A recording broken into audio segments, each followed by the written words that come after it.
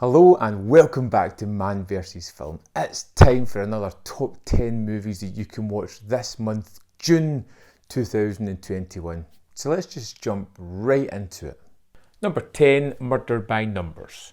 Murder by Numbers is a psychological suspense thriller that tells the story of a tenacious homicide detective, Cassie Mayweather, and her new partner, Sam Kennedy, who become pitted against two malevolently brilliant young men in an ingenious battle of wits as they try to solve a murder case.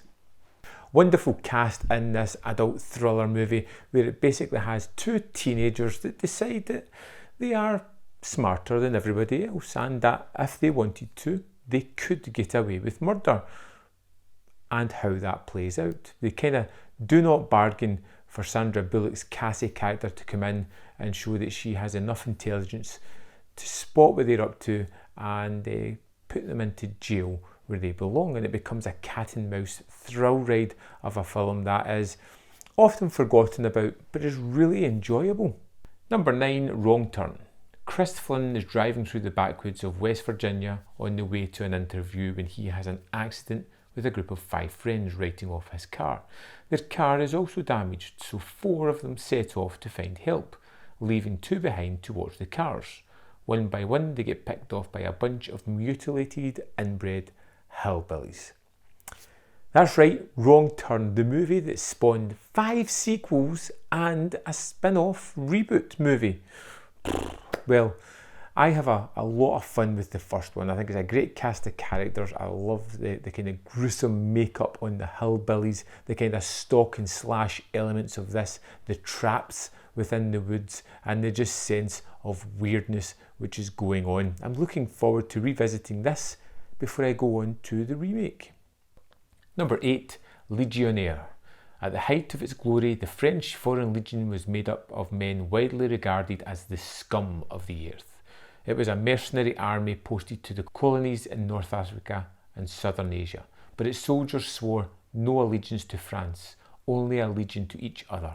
The Legion asked no questions about a man's past, nor did it offer much hope. Jean-Claude Van Damme stars in this rather atypical Van Damme movie because he's not doing his usual kung fu karate kicking. In fact, there's no kicking at all in this movie. It's more of a drama-based action war movie as we see a man in turmoil turn to a dead end to try and find some level of forgiveness and being able to live with the choices that he has made. And it's got some wonderful action set pieces and good dramatic moments by Van Damme as well. Number 7, Confessions of a Serial Killer.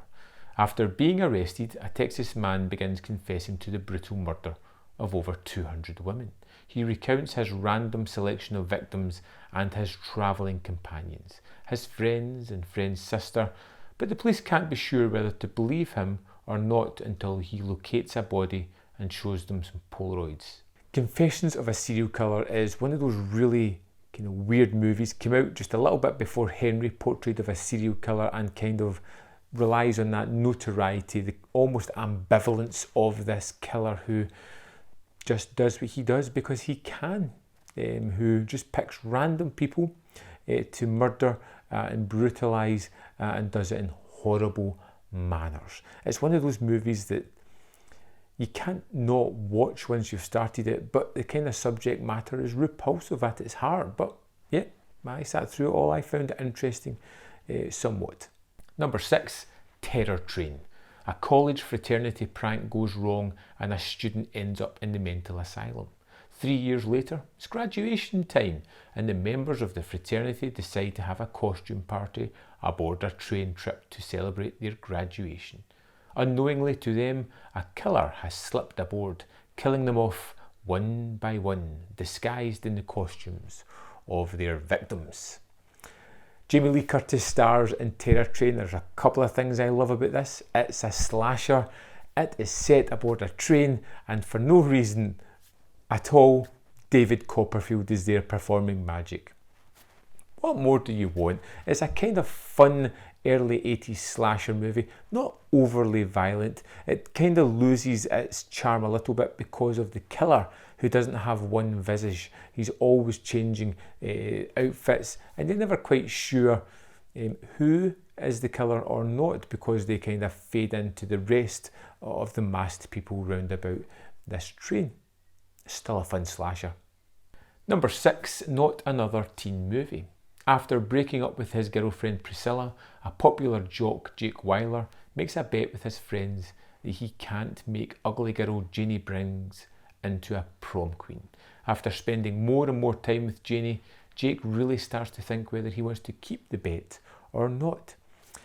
Not another teen movie kind of gets lumped in with those date movies, epic movies kind of satire films, but Not Another Teen Movie is actually good and rather subversive in the satire genre. It takes on a lot of John Hughes movies and it is incredibly funny. It has great comedic moments. It has some great performances, especially from Chris Evans as Jake Wyler, and it's one that I throw in every now and again and I just love it. It's enjoyable, it's laugh out loud funny, and sometimes you want a little bit of popcorn for the brain. Number 4, Without Remorse. Seeking justice for the murder of his pregnant wife, an elite Navy SEAL uncovers a covert plot that threatens to engulf the United States and Russia in all-out war. Michael B. Jordan stars in this movie, which is kind of leading to a Rainbow Six movie next, and it is a by-the-numbers political thriller with some good action set pieces. Doesn't really do anything above and beyond that, but if you're looking for an interesting movie that has some really weird jumps in logic but genuinely entertains, Without Remorse kind of ticks most of those boxes without being a movie that you remember too much about it after watching it. Number 3, Detective Pikachu. In a world where people and Pokemon live in harmony, but what happens to the people who can not become Pokemon trainers? Meet Tim Goodman, who has a normal life without Pokemon. He seeks to find his missing father and unravel the mystery behind the adorable and snarky Pikachu, which Tim can understand but others cannot, and who seems to be a detective. Detective Pikachu is actually pretty good. Now, I don't know a thing about Pokemon, but I enjoyed this movie because of its charm, because of some of its silliness, because it's easy to get into it, and it has a really good mystery element at the heart of it as well. I enjoyed most of the human characters. I enjoyed the Pokemon characters that appear as well. There is a particular scene with a mime Pokemon which is just brilliant. If this is a movie that you kind of wrote off, give it a shot. It's actually rather enjoyable. Number 2, the fantastic Mr. Fox. Mr. Fox is known for stealing things. Then, when he figures out the 3 nastiest, toughest and most meanest farmers called Walter Boggins, Nathan Bunce and Franklin Bean, he decides to raid them. But it ends up in a horrible way when they know that Mr. Fox has stolen all of their things. So it's up to save his family from the 3 farmers' schemes they are plotting to kill him. Wes Anderson directs this adaptation of the Roald Dahl novel, and it gives it so much charm and infuses it with just a weird sensibility.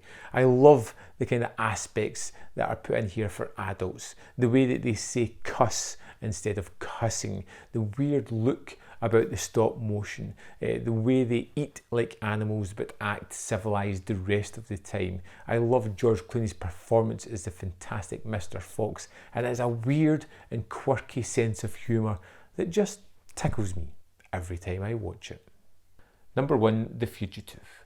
Wrongly accused of murdering his wife, Richard Kimball escapes from the law in an attempt to find her killer and clear his name. Pursuing him is a team of US Marshals led by Deputy Samuel Gerard, a determined detective who will not rest until Richard is captured. As Richard leads the team through a series of intricate chases, he discovers the secrets behind his wife's death. The Fugitive is a movie that you've probably seen before or definitely heard of before and maybe never have seen it. I recently rewatched it and it holds up tremendously well, whether it be the fantastic performances from both Tommy Lee Jones and Harrison Ford, whether it be some of the exciting chase sequences, of which this has many, whether it be the mystery driving at the heart of this movie to figure out what happened to his wife and how can this character free his name, or the sub-story of all the US Marshals and how they go about their business. It's wonderfully put together, it's exciting, and it's rewatchable. So if you've seen it and haven't seen it in a long while, now's the time to check it out. So there we have it, 10 movies that I hope you find something there that you really want to watch this month. If there's something I've left off my list, let me know in the comment box below, and I will see you next time on manvfilm.